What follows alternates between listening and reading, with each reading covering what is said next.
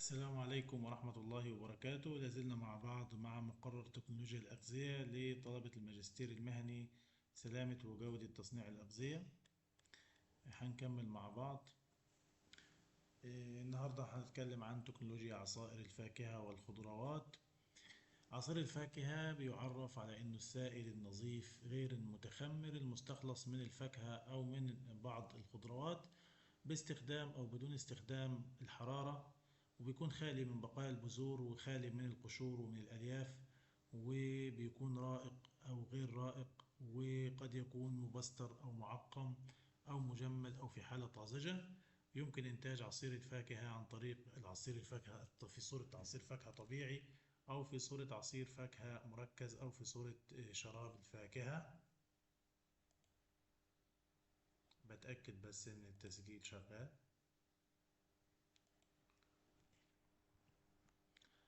القيمة الغذائية لعصائر الفاكهة طبعا لا تخفى على أحد. الفواكه بتتراوح فيها نسبة السكريات من 8 ل 18، وفي البرتقال مثلا من 10 ل 12، وفي العنب من 18 ل 16%، وبالتالي تعتبر غنية بالكربوهيدرات اللي بتمد الطاقة بالجسم. كمان هي بتحتوي على الفيتامينات الدايبة في المية زي فيتامينات سي، وكمان في بعض الفواكه زي الأفوكادو مثلا بتحتوي على فيتامينات دايبة في الدهن زي فيتامين ألف.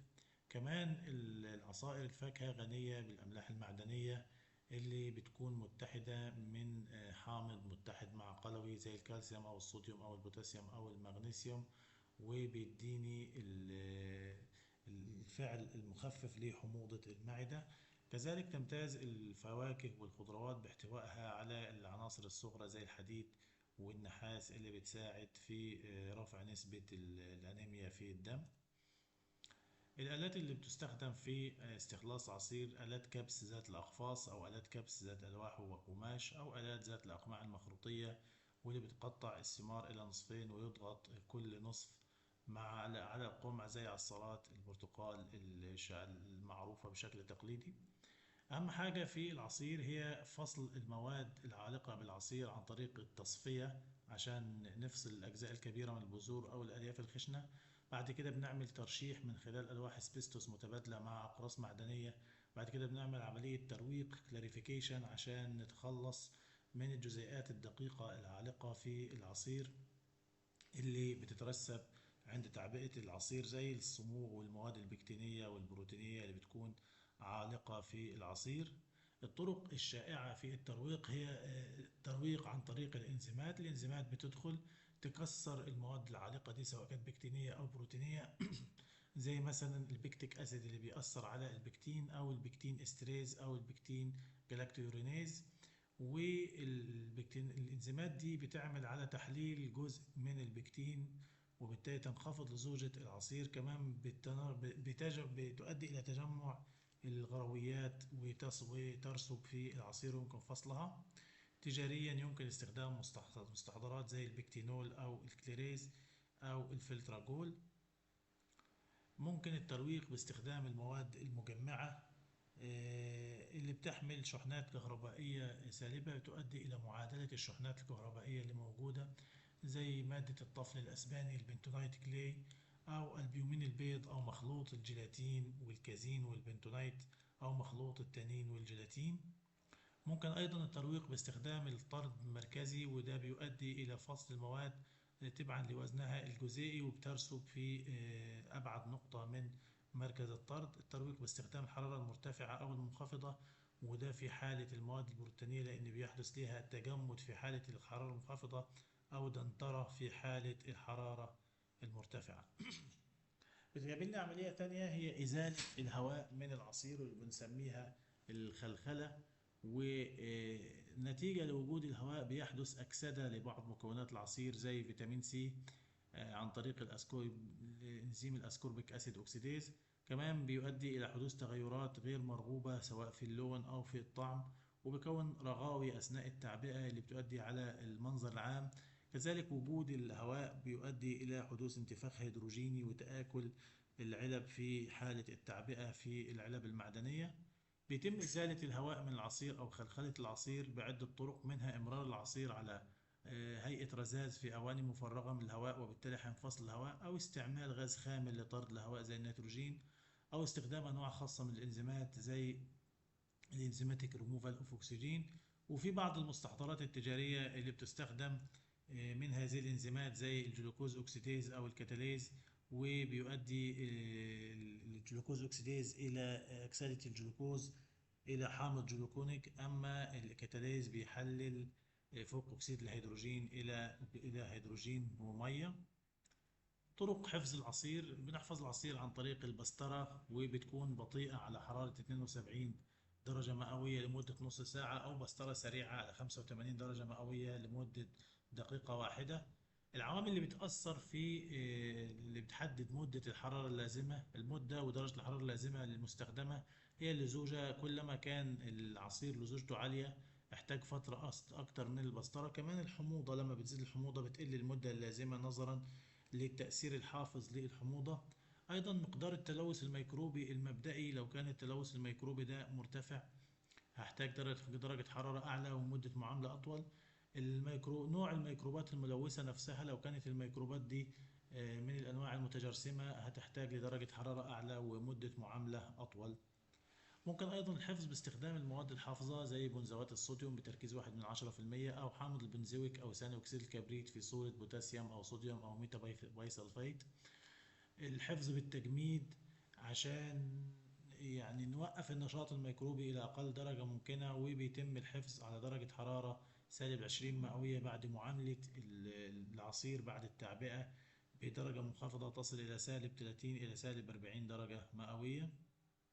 طيب، العصير المركز هو العصير اللي بيحتوي على الفاكهة من حيث إن المواد الصلبة الذائبة فيه لا تقل عن 40%. وده ميزته إنه سهولة النقل، لأنه بينقل ب1/7 من حجم العصير الأصلي. كمان سهولة الحفظ للعصير المركز. طرق الحصول على العصير المركز: تركيز بالحرارة لإزالة الماء على شكل بخار تحت الضغط الجوي العادي، أو التركيز بالحرارة تحت التفريغ، أو التركيز بالتجميد لإزالة الماء من العصير على شكل بلورات بتجميد العصير ثم فصل البلورات مرة تانية.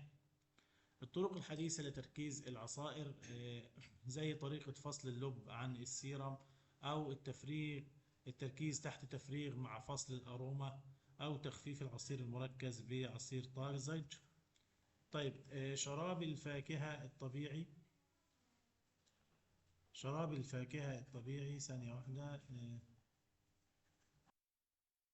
بالنسبة لطرق تحضير الفاكهة الطبيعي، بيتم في خطوات استخراج العصير بأحد الطرق اللي سبق ذكرها، إضافة السكر. واللي بيحدد تركيز السكر المضاف عندي درجة النكهة الطبيعية ودرجة نضوج الفاكهة وحموضة العصير. وتراوح التركيز المستخدم من 55 ل 60%، والشائع هو استخدام السكر بنسبة 55%.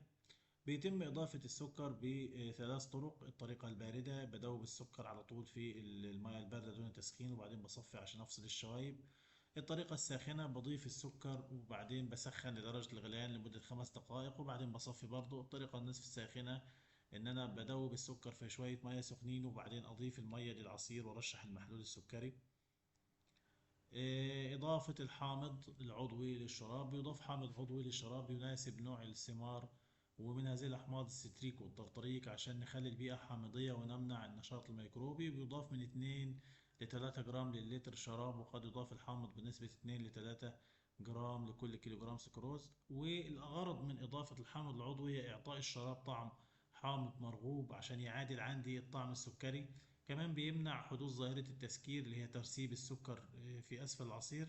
وبيعمل الحامض أيضا على حفظ شراب الفاكهة بمنع أي نشاط ميكروبي. كمان بتزيد درجة حلاوة الشراب، وبيخفض الماء الحر بالشراب نظرا لاستهلاك جزء منه في تحليل السكروز.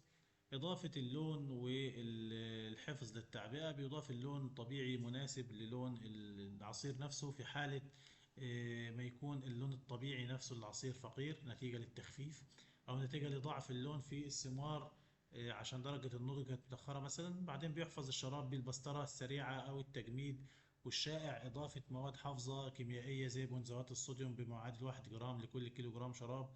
ويجب أن تزاد البنزوات في الماء أولا قبل إضافتها. يعبأ في زجاجات نظيفة ومعقمة، وبتغسل بمحلول 1 ل2% هيدروكسيد صوديوم. الشراب الصناعي هو المحلول السكري الرائق المضاف إليه مواد مكسبة للطعم والرائحة واللون، بشرط أن تكون هذه المواد مسموح بها، ده مفيهوش أي عصير طبيعي أصلا. وبيكون بدرجتين: الدرجة الأولى مادة سكرية بيه سكروز بس، أو الدرجة الثانية المادة السكرية بيه خليط من السكروز والجلوكوز التجاري. الشروط اللي واجب توفرها في الشراب الصناعي: لا تقل نسبة المواد الصلبة به عن 65%، ولا تزيد نسبة الحموضة عن 1% كحامض ستريك، ولا يزيد مقدار ما يحتويه من الزرنيخ والرصاص على نص جزء في المليون، والنحاس على 5 جزء في المليون. كمان نسبة البنزوات ما تتعداش 1/10%، وأملاح الكبريتوز عن 70 جزء في المليون. بيحضر الشراب الصناعي بتجهيز محلول سكري 65 ل70% سكروز، وبيضاف إليه حامض عضوي بنسبة 5 ل10 جرام لكل لتر شراب، ومادة ذات رائحة طيارة تعرف بالأسانس، وبنسبة 2 ل3 سنتي لتر شراب، ولون صناعي مصرح به. وبيحفظ الشراب بإضافة بنزوات صوديوم بنسبة 1/10%. ويلاحظ أن ارتفاع نسبة السكر والحامض العضوي المضاف للشراب الصناعي بدرجة أكبر من الطبيعي بيرجع إلى افتقار الأول للمكونين التانيين دول. أهم الفروق ما بين الشراب الطبيعي والشراب الصناعي: يمتاز الشراب الطبيعي بارتفاع قيمته الغذائية عشان فيه سكريات، فيتامينات، عناصر معدنية، عن الشراب الصناعي اللي بيحتوي فقط على السكروز، مع العلم بأن نسبة السكر في الشراب الطبيعي أقل منها في الشراب الصناعي. كما يلاحظ تعكر لون الشراب الطبيعي عن لون الشراب الصناعي، وانخفاض رائحة الشراب الطبيعي عن الصناعي. منتجات الفاكهة المركزة زي المربى والجيلي وما شابهها إحدى طرق حفظ الفاكهة. بتتحول فيها الفاكهة لمنتجات غذائية غير قابلة للفساد، الأساس الحافظ فيها هو رفع تركيز المواد الصلبة الكلية الذائبة عن طريق خلط الثمار الفاكهة أو الخضر بالسكر. بعد كده نجري عليها عملية تركيز بالحرارة عشان يتبخر جزء كبير من المية، وبيرتفع تركيز المواد الصلبة الذائبة، اللي بيعتبر أحد طرق الحفظ بوقف الفساد في المواد الناتجة. منتجات الفاكهة المركزة أشهرها المربى، وده ناتج طبخ الفاكهة أو بعض الخضروات أو بتلات الأزهار الطازجة أو المحفوظة بالكامل، أو المجزأة أو المهروسة مع مواد سكرية مسموح بها. الجيلي أو الهلام هو الناتج الهلامي المصنع من تسخين عصير الفاكهة أو الفاكهة مع الماء بعد تصفية العصير وترويقه وإضافة المواد السكرية المسموح بها، ولازم يكون الجيلي رجراج ومحتفظ بشكله داخل وعائه. المرملاد عبارة عن جيلي معلق به بعض شرائح رفيعة من قشور الموالح بشكل متجانس، وده فقط بيقتصر تحضيره على ثمار البرتقال والجريب فروت والنارنج أو الموالح بشكل عام، وينطبق عليه ما ينطبق على المربى من مواصفات المربى والمرملاد: لا تقل نسبة الفاكهة عن 9 ل11% عند بداية الطبخ، ويجوز إضافة الماء والبكتين والأحماض العضوية. يجوز إضافة التوابل والمكسرات والمواد الملونة زي القرفة مثلا ومحسنات الطعم مسموح بها. لا تقل نسبة المواد الصلبة الكلية الذائبة في الناتج النهائي عن 68%. ويجوز في حالة العبوات التي لا تعامل حراريا زي العبوات البلاستيكية مثلا أو الورقية إضافة حمض البنزويك أو حامض السوربيك أو أحد أملاحها أو خليط منها، بحيث لا تزيد النسبة المضافة عن 25% يعني 250 ppm. مواصفات الجيلي: لا تقل نسبة العصير الفاكهة الطبيعي فيه عن 45% بالوزن. لا تقل نسبة المواد السكرية عن 55%. لا تقل نسبة المواد الصلبة الذائبة عن 68%. يجوز إضافة أحد الأحماض العضوية المسموح بها. يكون محتفظ بطعم ورائحة الفاكهة المصنوع منها، وعند قطعه يكون لين غير خشن ولا يسيل، وتكون حافته حادة وناعمة ومحتفظ ببريقه عند مكان القطع. صناعة الجيلي: المكونات الأساسية للجيلي هي البكتين والحامض والسكر. إيه لما يتخلطوا مع بعض بيكونوا لي حالة غروية، ويشترك في تكوينها البكتين والسكر والحامض العضوي. البكتين ده بتوجد المواد البكتينية في ثمار الفاكهة والخضر بنسب متفاوتة تتراوح بين 1/10 إلى 5.5% في الأصناف الفقيرة والغنية على الترتيب. البكتين يوجد في الثمار في صورة عديدة، منها البروتوبكتين أو حامض البكتيك أو حامض البكتينيك، وممكن الحصول عليه من قشور الموالح والتفاح والبنجر. يمكن الكشف عن البكتين في عصائر الفاكهة عن طريق إضافة 10 سنتيمتر مكعب كحول إيثيل و95% إلى 1 سنتيمتر مكعب من عصير الفاكهة في أنبوبة اختبار. لو تكونت كتلة هلامية كبيرة ده بيدل على احتواء العصير على كمية كبيرة من البكتين، بينما عدة كتل هلامية يدل على احتوائه على كمية متوسطة. وإذا تكونت خيوط رفيعة قد تكون هذه المادة خالية أو فقيرة في محتواها من البكتين. اتكلمنا عن المكون الأول اللي هو البكتين. المكون الثاني في صناعة الجيلي وهو الحامض، ويقصد به رقم البي اتش الأمثل لتكوين الحالة الجيلية من 3.4 ل 3.5. وكلما زاد تركيز أيون الهيدروجين أي قل رقم البي اتش ل 3.1 عن ذلك الحد يصبح الجيلي سائل، ودي بتسمى سيولة الجيلي. ولاحظ أن الحامض هو المكون الهام في تكوين الحالة الجينية الثاني.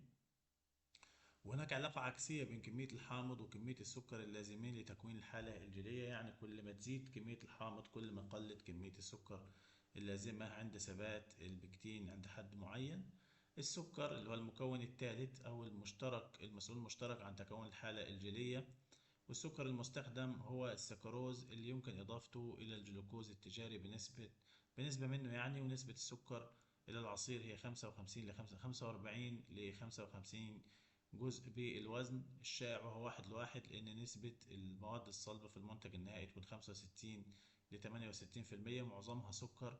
وعموما يؤثر نسبة السكر المضافة على رقم البي اتش العصير وتركيز البكتين به. طيب تفسير تكوين الحالة الجيرية وده مهم. البكتين عبارة عن مادة غروية تحمل شحنة سالبة تحاط بطبقة رقيقة من الماء. يقوم السكر بامتصاص الماء من على حبيبات البكتين لأنه مادة هيجروسكوبية محبة للماء. ويقوم الحامض اللي بيحمل شحنة موجبة بمعادلة الشحنة السالبة للبكتين، ويترتب على ذلك ترسيب البكتين على هيئة خيوط أو شبكة رفيعة تنتشر في المحلول السكري. مع التقليب تقوم هذه الشبكة بربط المحلول السكري بحيث يصبح في حالة متماسكة عند زيادة التركيز. مواصفات الجيلي الجيد أنه يكون رائق وشفاف، يكون رجراج ومتماسك دون أن يسيل، أن يسهل إخراجه من أواني التعبئة بحيث يأخذ شكل الآنية بعد خروجه منها، أنه يتوافر به طعم ورائحة الفاكهة المصنع منها، أن يكون سطحه أملس ولامع وذو حواف عند قطعه بالسكين. وعيوب الجيلي: خشونة الجيلي وترجع إلى زيادة البكتين عن الحد المناسب أو نقص السكر، عدم صفاء المظهر وترجع إلى عدم ترويق العصير جيدا أو لوجود شوائب بالسكر أو لعدم فصل المواد الغروية عند تجميعها وطفوها أثناء التركيز. تسكر الجيلي ويرجع لقلة الحموضة أثناء عملية الغليان وعدم تحليل السكريات الثنائية. سيولة الجيلي وبتكون بسبب عدم توازن مكوناته، خاصة زيادة الحموضة ووصول البي اتش إلى أقل من 3.1. الجيلي الصناعي ده بيحضر بخلط نسب متوازنة من السكر والبكتين والحامض العضوي مع الماء، وعادة يضاف إليه لون وطعم صناعي، ويتم التركيز بالحرارة حتى تصل نسبة المواد الصلبة الذائبة في المنتج النهائي إلى 65 ل 70%. طريقة تحضير الجيلي الصناعي: تحضير محلول سكري تركيزه 44.5%، يضاف إليه 21 ل 28.5 بكتين لكل لتر محلول سكري، والغليان وبعدين الترشيح لإزالة الريم. بعدين يضاف 5 من 10 جرام حمض ترتريك لكل لتر ماء، وبستمر في التسخين حتى درجة حرارة 105 مئوي عشان بعد كده أضيف الأسانس أو اللون، وبعد كده تتم التعبئة. بشكركم على حسن استماعكم وطول صبركم، وكانت المحاضرة دي هي آه، تكنولوجيا عصائر الخضروات والفاكهة، وتحياتي لكم جميعا.